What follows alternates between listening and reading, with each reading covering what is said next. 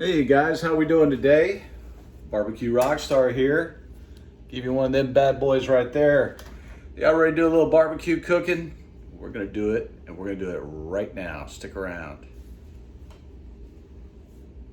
Okay guys, today, so what we're gonna do, it's a beautiful sunshiny day today, so I thought I'd go ahead and throw a pork butt on the grill, which we have right here. We're gonna smoke this guy. I've got some bacon wrapped jalapenos with cream cheese. I've got about 3 dozen chicken wings. We're gonna do those later. But first, I'm gonna walk you through how I do my pork butt. Starting with the rub. Very, very basic rub. I have my little container here.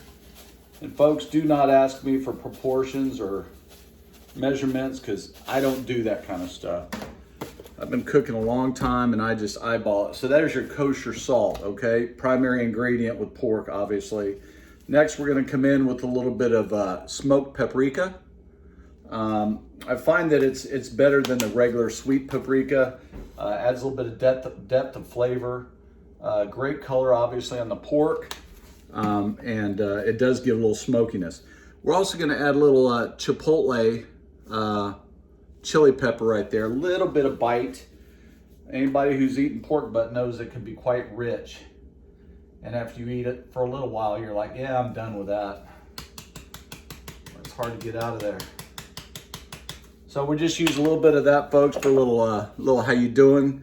And of course, our last ingredient is gonna be adobo. Now what this is a Caribbean spice that's basically, it emulates a smoked jalapeno, right? So again, we're gonna go with a little bit of a savory note, a little bit of spice. Oh man, it's got a very earthy, smoky flavor to it. So all we're gonna do, guys, we're just gonna stir this up, right? This is our little homemade pork butt rub that we make. And of course, you could do a little brown sugar in here, which I normally do, but today we're not gonna do that. Why? I don't know. I just don't feel like doing it. Sometimes we'll put some black pepper in there, coffee grounds, you know, just depending on whatever mood I'm in. But folks, I think that's going to be our rub right there. Now, anytime you take a whole muscle piece of meat, a roast or whatever, out of the cryovac that you buy it in, it's important that once you open it up, folks, go ahead and wash that piece of meat. Most folks, you know, they don't know, but most packers use a nitrogen flush. So when they put that piece of meat in there to cryovac it, they're going to shoot some nitrogen in there. And what that does is that retards or it stops the aging of the meat, and it helps preserve it, basically. Not exactly good for you, but it does help preserve it and gives us a little bit longer shelf life while sitting in the market, especially with bone-in cuts like we have here on this pork butt. Wash it really well, folks. Let it dry. I always hit mine with a little paper towel just to make sure I get it good and dry. Okay, on all sides, which we have here. If you saw my last video on the tri-tip, the tri-tip brisket method, you will know that I always like to score my fat cap. I like to leave as much on there as I can for protection because I do grill mine or smoke mine fat cap down. I find that it helps insulate the meat from the intense heat, and it also renders down better. And I have access to the top of my meat, the lean part, where I can then spritz as I see fit, okay? So I have this pretty well washed off, guys. This is gonna be about, I'm gonna say this guy's about 10 pounds, okay? Bone in. Pork butt, you got your shoulder blade right there, folks.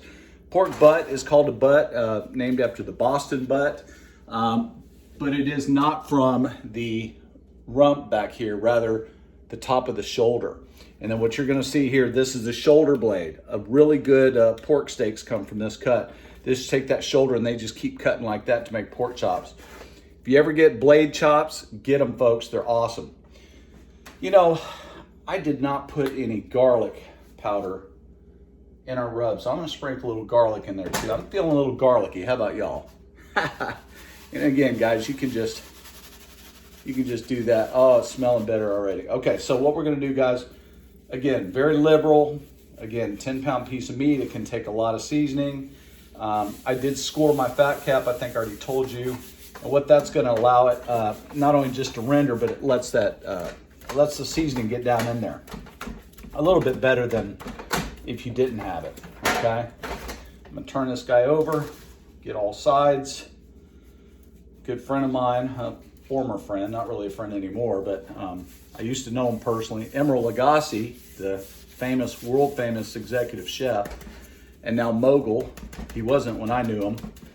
He was a sous chef at Commander's Palace down in New Orleans, but he used to have a saying, I sure do hate one-sided taste in food.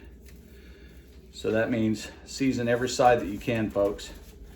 And we're going to try to, just like with any big cut, briskets, pork butts, anything like that, you're going to want to make a crust, a bark. Okay, so we're really going to stack this stuff on deep and heavy as we can get it.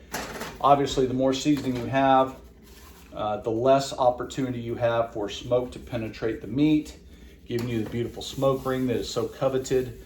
However, I find that over long cooks, a lot of that rub will actually absorb into the meat and exude a little bit of the moisture. Salt will draw out the moisture, giving it a kind of a tacky feel. Smoke coming in and around will actually stick to that. It's called the Maillard effect, or however the French say it. Basically, it's a chemical process where the sugars and the salts brine the meat. They bring out the extra water, folks. There's so much water in your muscles anymore. These things have been tumbled, 20, 25% sometimes. They inject it with a saline solution. Gives a little bit of flavor, but it also it adds money in their pocket, folks. This pork shoulder, if it wasn't pumped or injected, this pork shoulder would only weigh about 8.5 pounds, and it's over 10 pounds. So I'm paying for about 1.5 pounds of water weight, maybe less, but you get what I'm saying. So if you can buy all natural, minimally processed, something like that, that's always better because it's most likely not going to be pumped if it's all natural. But this is a commodity shoulder we're doing here today, and it is what it is. We got to deal with it. So here we go, folks. We're pretty much done with this. We're gonna let this sit now, guys. We're gonna let this thing sit out here, get room temperature for about 30 minutes. We've already got the fire going. We'll take you out there in a moment and take a look. I did not use my mustard as a binder like I normally do.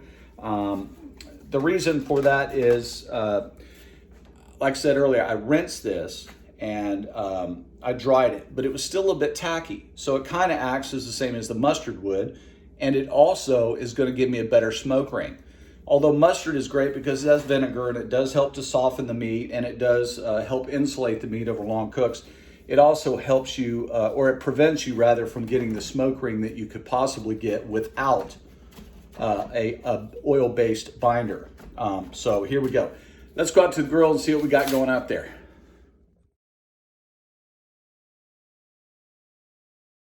Hey Starsky, you gonna help Daddy make the barbecue? Are you my barbecue boy? How many barbecues have you helped me make through the years, Stars? Are you my barbecue boy? You gonna get some of that? Hey, you gonna get some chicken? I love you, boy. Okay, so now it's time to clean up. I made a little bit of a mess here, prepping the wings and the pork butt. Let me go ahead and let me get all this sanitized down, guys.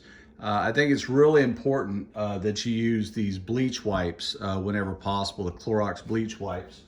I don't know where mine are at the moment, probably down under the sink. But anything with bleach in it will help get the chicken and the pork danger zone cleaned up.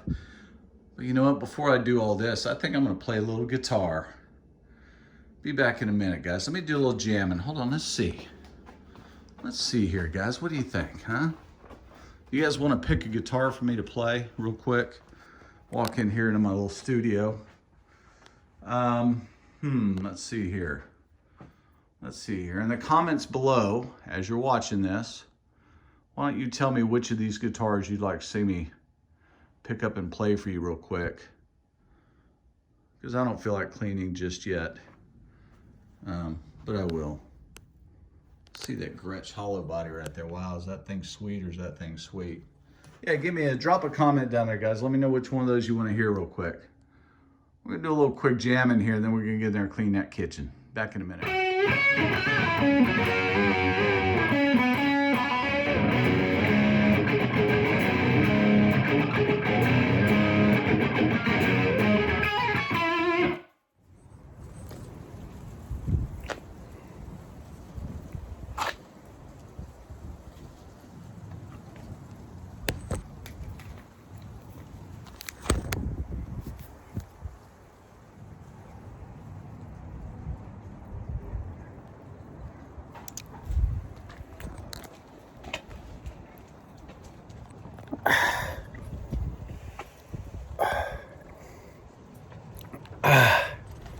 Golly, that's good. All right, guys, got the pork. Oh, corn lick. Got the pork butt up there, the wings out here. See here if we can show you a little bit. I took the wings off and I dunked them into my new favorite barbecue sauce, but I still have to doctor it up. Beautiful pork butt there, guys. I'm using this new Kinder's barbecue sauce. It's USDA organic. Show it to you here. So yeah, Kinder's, I believe they're out of California. And what I do is I put a little bit of West Texas honey. Friends of mine own bees out there in West Texas, and they grow their own honey. Well, their own bees that produce the honey. But what they do is they infuse that honey with different things. Honeysuckle. The one I like the best is the habanero infused honey, and it's really good, which we've actually got in the Kinder's barbecue sauce. I also put a little bit of coffee in there from this morning that was left over. Dunked the wings in there, put them back in just to tack the sauce up. But right now, folks, we got to get us right out of the freezer.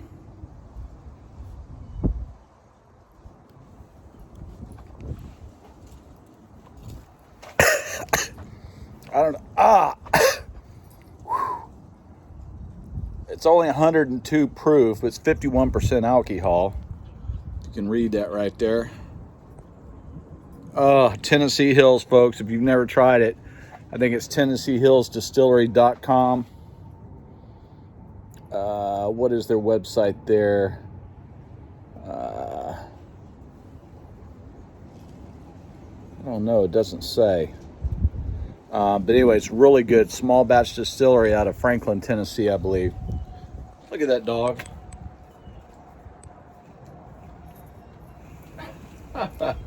All right, folks, we'll be back in a minute for the reveal, okay? Thank you. Have a great day. Okay, guys, here are the chicken wings that have just come off the smoker. Remember, we dry brined those with our special little rub that we did. Put them on the smoker after the pork butt started cooking. Pork butt's still on there, still got a ways to go on that. So I think we may just end the video here, and we'll do a short for the pork butt. I think that's what we'll do. I'm about done videoing for today, folks. Plus we have company coming and everybody wants to eat. So we're gonna enjoy these wings and the jalapeno poppers that we grilled. And hope you guys have a great rest of your weekend, and we look forward to speaking with you soon, okay? As always, folks, if you like the video content, please hit the like and subscribe. Tell your friends about it, guys. We're trying to grow this channel. It's kind of hard to do. But we just want to bring you the best content we know how to bring you. So, folks, appreciate you watching this. Have a great day, and we'll talk to you soon. Barbecue Rockstar out.